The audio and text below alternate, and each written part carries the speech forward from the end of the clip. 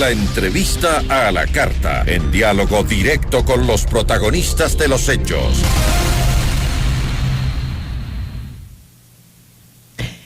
Nos acompaña a esta hora Enrique Pita, vicepresidente del Consejo Nacional Electoral. ¿Cómo está? Muy buenas tardes, siempre es un gusto conversar con usted. Gracias, Gisela, siempre un gusto de igual, a sus órdenes. Consejero, la presidenta del Consejo Nacional Nacional Electoral, Diana Tamain, también usted y los consejeros Cabrera y Acero coincidieron en que el excontralor intervino en el proceso electoral de 2021 cuando pidió la auditoría del sistema informático del Consejo Nacional Electoral y que se deje sin efecto también la inscripción en el registro de 4 organizaciones políticas. Si bien los consejeros, como digo, han manifestado que sí hubo una intervención de CELI en el proceso electoral. La pregunta es, ¿cedieron los consejeros del Consejo Nacional ante las presiones del excontralor? Bien, yo creo que es necesario precisar la línea de tiempo respecto a la cual, o en referencia a lo cual se dieron las diferentes decisiones que Contraloría venía tomando respecto a las acciones o gestiones del Consejo Nacional Electoral. En primer lugar, hay que mencionar el hecho de que recién, o a inicio del mes de agosto, 14 de agosto para ser específico, el Contralor General del Estado envía una notificación al Consejo Nacional Electoral respecto a que deba realizar acciones tendientes a considerar y vigilar la situación legal de 4 movimientos políticos: Justicia Social, Podemos, Libertad del Pueblo y Fuerza Compromiso Social. Porque a efecto de un análisis que había hecho en relación a las firmas que respaldaban la legitimidad de estas, o la inscripción y legalidad de estas organizaciones políticas, habían deficiencias, habían situaciones anormales. Por lo tanto, textual dice: realizar acciones tendientes a considerar y vigilar la situación. En respuesta a aquello, me voy de nuevo a la fecha, 14 de agosto, en respuesta a aquello, entre el 2 de enero y el 21 de febrero, el Consejo Nacional Electoral toma una decisión respecto a estas 4 organizaciones políticas y dice que se mantenga el derecho de inscripción de aquellas en el registro pertinente del Consejo Nacional Electoral, por cuanto estaban en firme y habían adquirido derechos y contraído obligaciones, ya que ya habían participado en procesos electorales. Es importante fechas. Estas 2 acciones se toman cuando no estamos en periodo electoral. Y es claro que cuando el Consejo Nacional Electoral declara periodo electoral, ninguna autoridad puede interferir en las gestiones, acciones o decisiones de la función electoral. Inmediatamente después, relacionado con esto que nosotros como Consejo Nacional, o que la mayoría había tomado en un momento dado como Consejo Nacional Electoral. Nada más para aclarar lo que nos está diciendo, es decir, ese pedido que habría hecho el excontralor con una carta de revisar y vigilar las decisiones estaba dentro de su ámbito legal y además estaba en un periodo en el que lo podía hacer, porque cuando entramos a elecciones, entonces el ente que toma todas las decisiones es únicamente el Consejo Nacional Electoral, es decir, es el ente superior, ¿no es cierto? Es correcto. Primero quiero ratificar el hecho de que la Contraloría es la autoridad de control y auditoría sobre todas las entidades del sector público. Estaba dentro de su ámbito.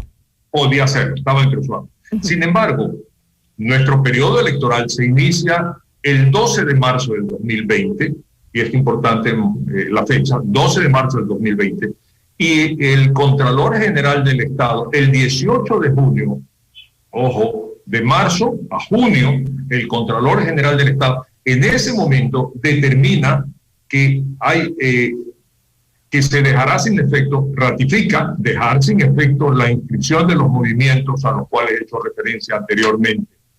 Y posteriormente establece una predeterminación el 22 de junio, predeterminación en los cuales en esa predeterminación sanciona, multa a los 3 consejeros que habían desacatado. ¿Por qué no los 5? Porque los otros 2 consejeros no habíamos votado nos habíamos abstenido de votar respecto a la ratificación de las 4 organizaciones políticas. No lo habíamos hecho por razones de carácter administrativo. ¿Y qué pasó con esas sanciones que se habían interpuesto en contra de la mayoría de los consejeros que no acataron la disposición? Primero termino la idea para no dejarla suelta. Okay. Esa predeterminación de esas sanciones ya se da en periodo electoral. Por lo tanto, ya es interferencia. Porque definitivamente alguien pregunta, ¿ustedes se sintieron presionados? Bueno, si la autoridad máxima puede ejercer ese tipo de presión diciendo estás amenazado con multa y con destitución, obviamente es una intimidación, mínimo se puede determinar como intimidación, ¿verdad? ¿Pero pudo el Consejo detener la intervención de Celi? En ese momento, ya pasado el 12 de marzo, que ya era... que ya no tenía potestad sobre las decisiones del Consejo Nacional Electoral en temporada de elecciones? Aquí viene otra situación importante de mencionar. El hecho de que el representante de una de estas organizaciones políticas presenta ante el Tribunal Contencioso Electoral, que de acuerdo a la ley es el único que puede determinar si se da una infracción electoral. No éramos nosotros como Consejo Nacional Electoral decir, hey, estás interviniendo en el proceso sino el contencioso. En el contencioso.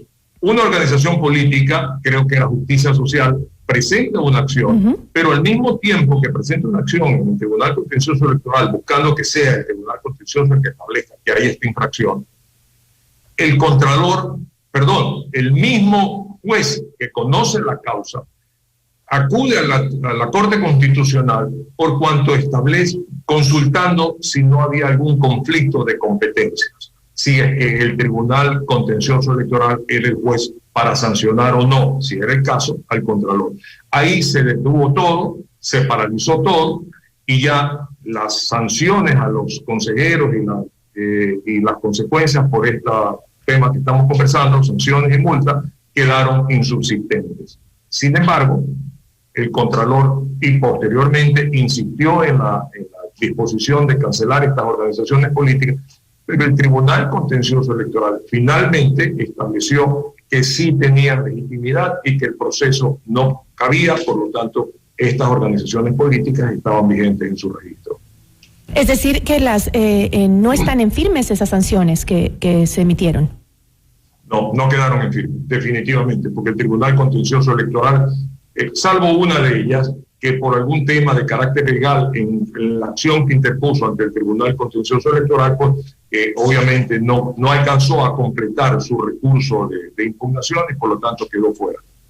Ahora, ¿considera que las presiones de Celi han afectado los procesos como los que usted nos manifestó, procesos administrativos que resuelvan aún cuando han pasado 3 meses de las elecciones?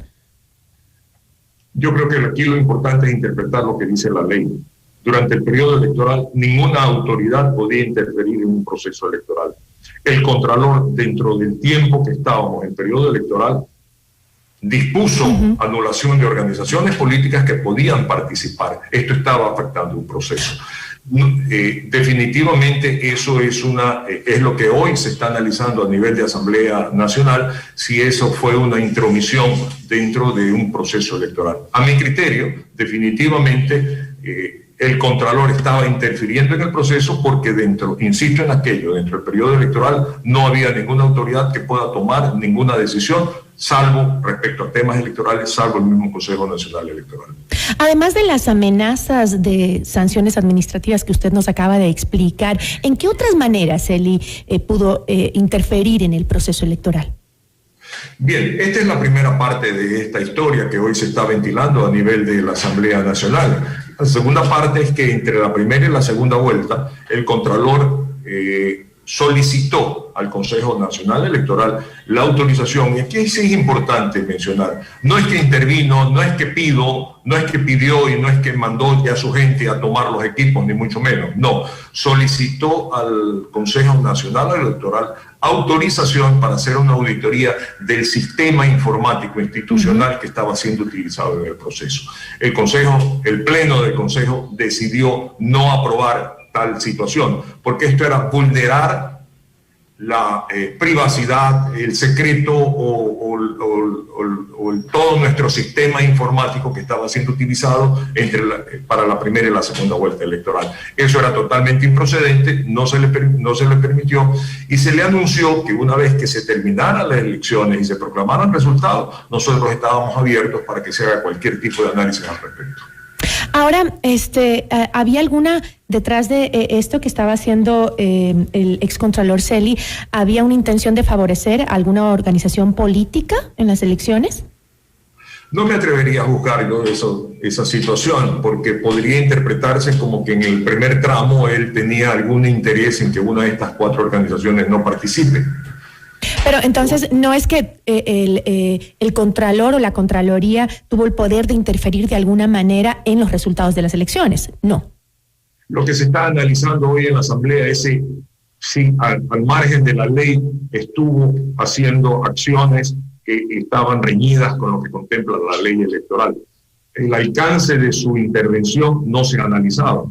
Si en algún momento dado determinó, limitó o tomamos alguna decisión que hubiera afectado un resultado electoral o el legítimo derecho a participar de una organización política, eso no se ve. Ahora, dentro de 4 meses el Consejo Nacional Electoral deberá renovarse parcialmente y el Consejo de Participación Ciudadana y Control Social no arranca ninguna de las etapas relacionadas con la organización del concurso público de oposición, méritos e impugnación de la ciudadanía que es necesario para esto. ¿Existen presiones para que el proceso de renovación de consejeros del Consejo Nacional Electoral no avance? No conozco al respecto, no estamos enterados. Nosotros somos conscientes como consejeros del Consejo Nacional Electoral que la norma establece lo que usted bien ha mencionado.